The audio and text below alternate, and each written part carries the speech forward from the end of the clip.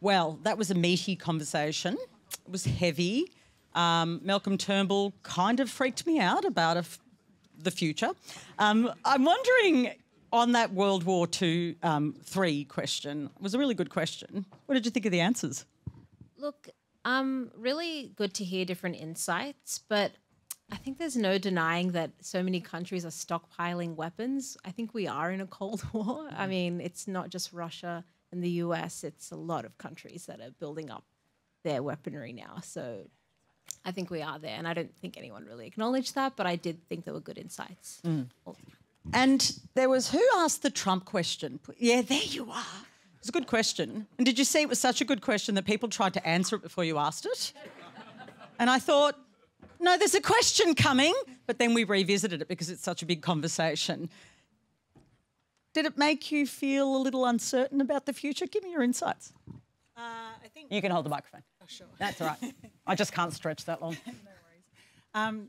Yeah, I mean, I think we do have a real problem at the moment with polarisation. I think we see that all around the world, and Rebecca was alluding to that. We've got the right wing and the left wing, and then there's people in the middle who just kind of check out because it's all too hard. And I think that is a problem right around the world. And I think people like Donald Trump, and we're seeing it. I mean, there's I don't even know how many, like 20 or 30 elections, federal elections worldwide this year. And there's a lot of very fringe candidates who are coming to the fore in each of those. And I think that is really scary. And it talks to that question about, are we heading towards World War III? And meanwhile, we do have all these other issues that are just big issues that no individual government can solve by themselves. And if we've got this polarisation of individual populations around the world in a multitude of countries that are all fighting, like, how are we possibly going to solve any of these big problems that affect all of us worldwide, like climate change and world hunger and all those other things? And I think that is what is really scary, and that's what democracy should be all about. And I think we all kind of assume, living in a modern democracy, that that democracy is a natural state of politics, but it's actually quite short in the terms of the whole of human history when that's been the way that political systems work. And throughout the longer history, if you look back to Roman times and Egyptian times, it tended to be a ruling elite that was the way that government worked. And this concept of everybody gets a say in democracy wasn't something that really happened. And I think most people in societies like Australia really value being able to have the right to protest and have the right to make their opinion heard and have people in power listen. And you can come from whatever background, you know, Wrong Tony. Albanese, I was thinking. Wrong one. Very similar. Anthony Albanese was, he's always talking about how he came from the, this sort of underprivileged background, and now he's the Prime Minister. And I think those sorts of comments may be a little, people may not believe them necessarily, but it does give people the hope that perhaps anybody in Australia does have the ability to make a difference. And we have a right to protest here, which is fantastic, and you can go, and if you don't agree, you can go and you can write to your local MP, you can meet them, they live in your own community, you have access to these people, and you can make a difference. And I think that's amazing. It is. We do still actually have a functioning democracy. I thought some of the comments that Malcolm Turnbull made about Donald Trump and Putin were incredible. I'm still reeling from that imagery of Trump looking at him like he's the best thing ever.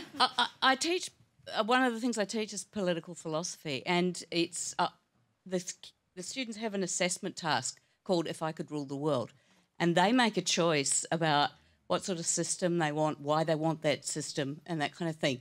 And the really interesting thing that's happened in the last couple of years is their disgruntlement with democracy. A lot of them are saying, why can't we vote? All these older people, me included, get to vote, but it's our future they're voting on and we should have a say. And the other thing that they've started doing, which is really interesting to me, is they are developing ideas about how we have a representative democracy.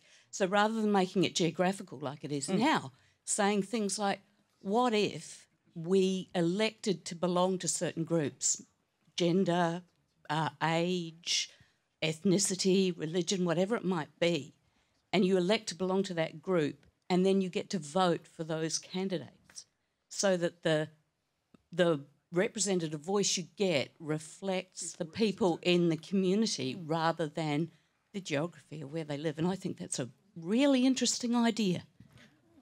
Look at the kids coming up with new democratic ideas.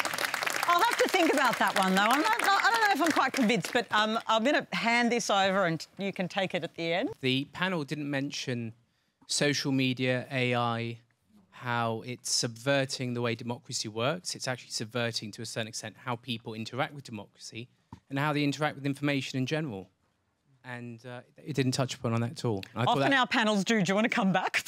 Because this is a theme that comes up all the time. Every issue. We made a reference to the traditional right-wing media, but even instantaneous media means that whatever the media radar is will change dramatically, whether it's from Ukraine to... Right, Gaza. and the algorithms that are being fed to people, right? And how AI is going to be involved in elections and all the rest of it. Yeah. Are you worried? Oh, we should be. Yeah. Why are you worried? Because the value of truth is completely obliterated. And so do you feel like there's somewhere you can go to get a universal truth? No, but Well, you are here at the ABC. True. But we talked about voter apathy before, but people's apathy for going and searching for information and finding answers. I mean, people just flick and 30 seconds later they're on, something else anyway. So. And it's not verified all the time and you don't know what you're looking at and why you've got that in your feed. And then we don't care. No. Well, some people care. You all care. You came along tonight. Please come again because we often, and we do have conversations that touch those topics all the time. Thanks so much for coming to Q&A.